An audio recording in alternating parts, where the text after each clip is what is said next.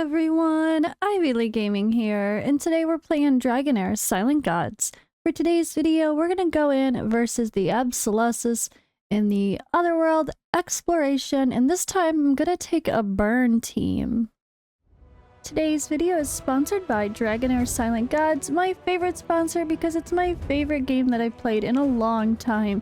Be sure to join us for Season 3, Dive Deep, Battle Peak. There's a ton of new heroes, new bosses, and lots to explore. Be sure to download via Android, iOS, Mac, PC, Steam, or Epic Games if you haven't already, and use the currently working promo codes.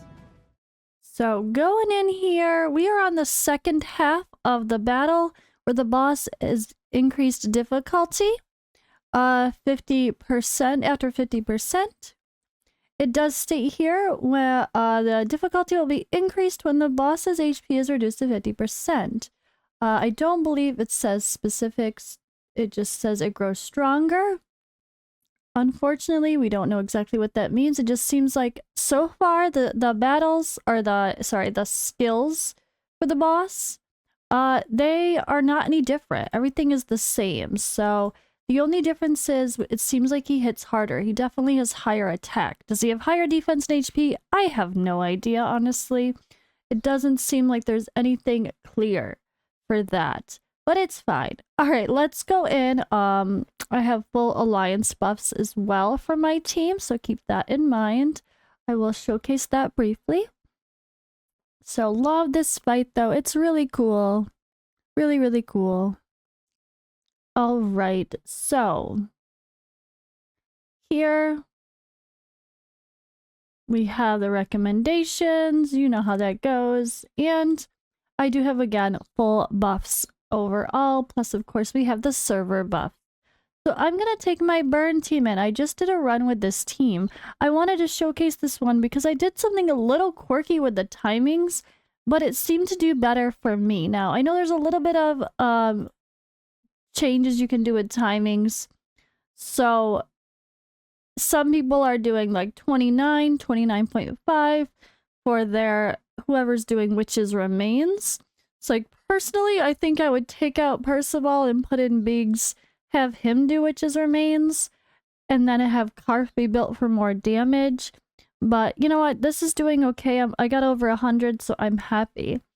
I have Durham in the team, and yeah, this is an interesting team. So if you don't have Durham as a buffer, you can use Percival at least as a buffer. But because I already have Durham and his buff is higher, I only worry about him to buff before Arachis goes for this boss. So let me start off here. I have Percival. He's not great. He does very low damage, but it's something. You know, every little bit matters.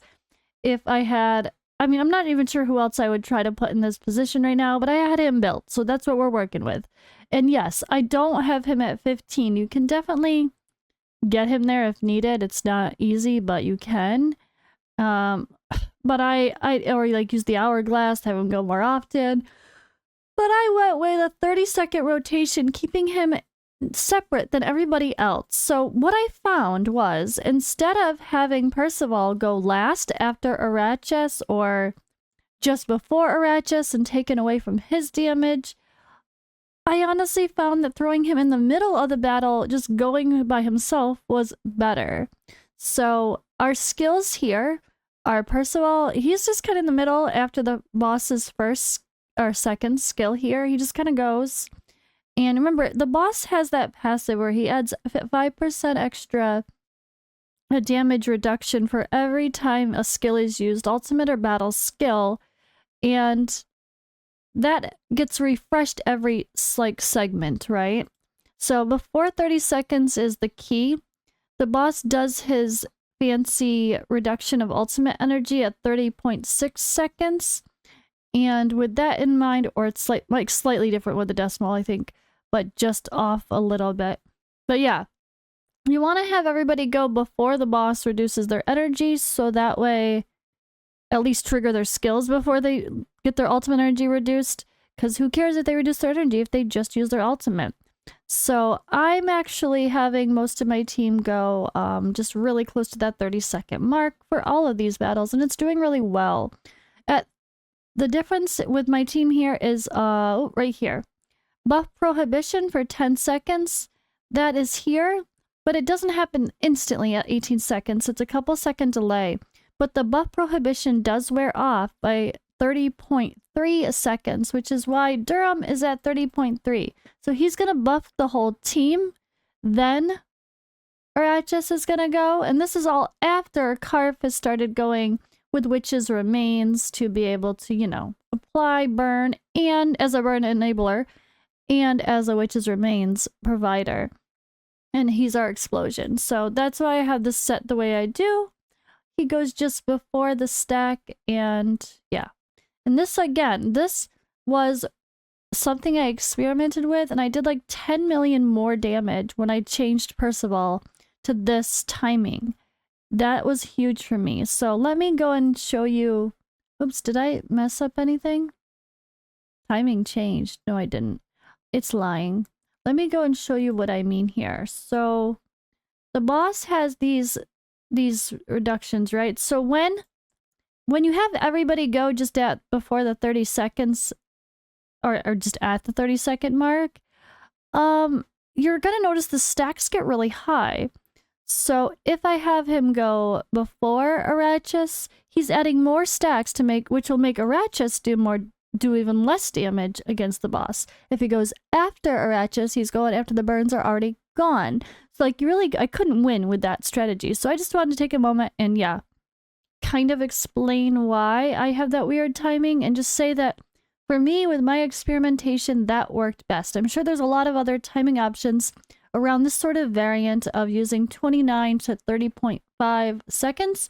You also can go just after the boss, depending on your setup. But if you have a buffer like we do, because we have a buffer right before the boss goes, you could also do timings.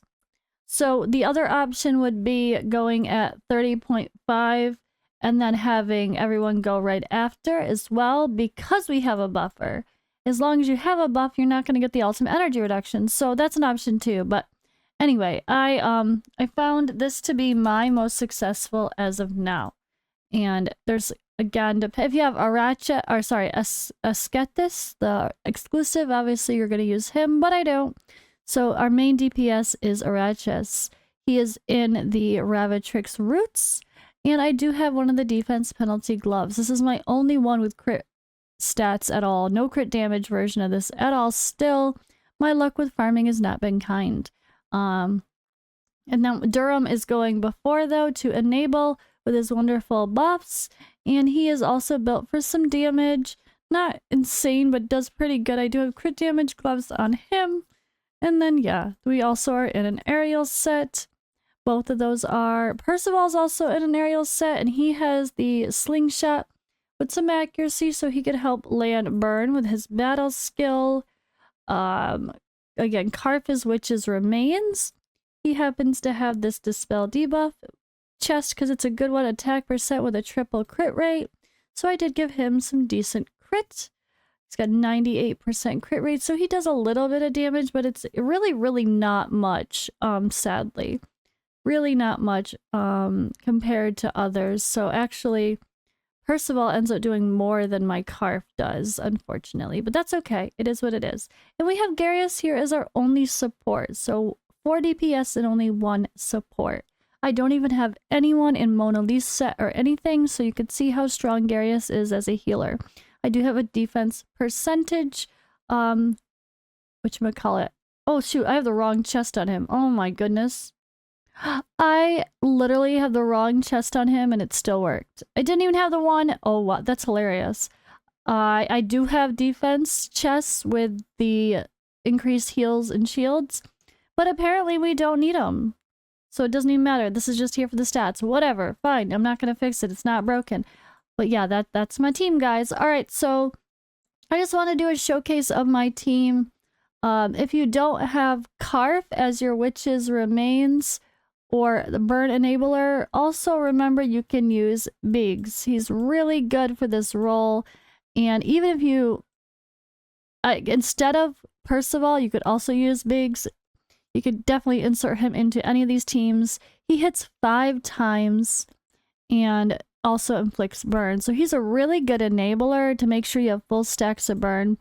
If you're using Arachis or Ascetis to like explode the burns with their ultimates, you kind of want to make sure you have full stacks, maximum stacks of burn. So keep that in mind as well. It can only have 10 stacks. But all right, let's go ahead. I'm going to play this run. I do use the crit damage aura from Arachis, and we have our timings turned on. Again, here's the quick look of my gear and of our artifacts. And let's go ahead in. So this just worked really well for me. I really was happy to see this improve my damage. And again, this is actually my best. I just did this run and I did my best damage so far after the boss switched difficulty. So it really didn't hinder anything, which I'm honestly very glad for, because at the end of the day, I don't like the idea of working hard for a few days to finally get your teams just right, improving a little damage every day. You feel good about it, and then it changes, and you have to completely change your teams to deal with new problems. So if the boss just hits a little harder because it's got higher attack, and you just need to give your people a little more defense, or make your healer a little bit better, or whatever, that's fine. I don't mind that. But I hate the idea of having to change my teams completely. And just a quick note here, look at my stacks. You've been seeing this 10 burn. 10 burn stacks have been pretty consistently on that, which is really nice to see, right? And Arachis goes when there's only a 10% damage reduction on the boss from 2 of those procs, and defense penalty is still up, and full stacks of burn. So it's kind of the best. It's pretty good, all things considered, as far as maximizing his damage as the main DPS. But yeah, I'm really happy that they didn't overly change the boss, honestly. If it was out for a week or two, if it was like 2 full weeks, maybe even longer, and we got to work with one set of skills and then they changed the set of skills, that's okay. But it's such a short time frame for some of our servers like mine that kill it in only 3 or 4 days, at least down to 50%. So I'm happy. I don't know about you guys. Let me know in the comments below. I'm fine with the boss just being one way, honestly, for this run. This is the boss. Let's fight the boss as it is and work on our teams overall. So that's what we're trying to do here. All right, I'm going to cut out and then skip to the end of our result. All right, and as we get to the end here, you can see we should cross that 100 mil point just barely, or maybe not. Oh my god, we're just not going to, are we? That's super funny. The irony of recording, right? Always get my worst damage when I record. Oh, that's super funny. I might rerun that, honestly. So I just had done this and it was like 100. Actually, I'm not going to redo it for such a small amount.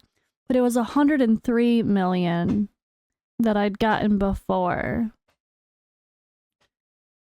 103, and I just had gotten that.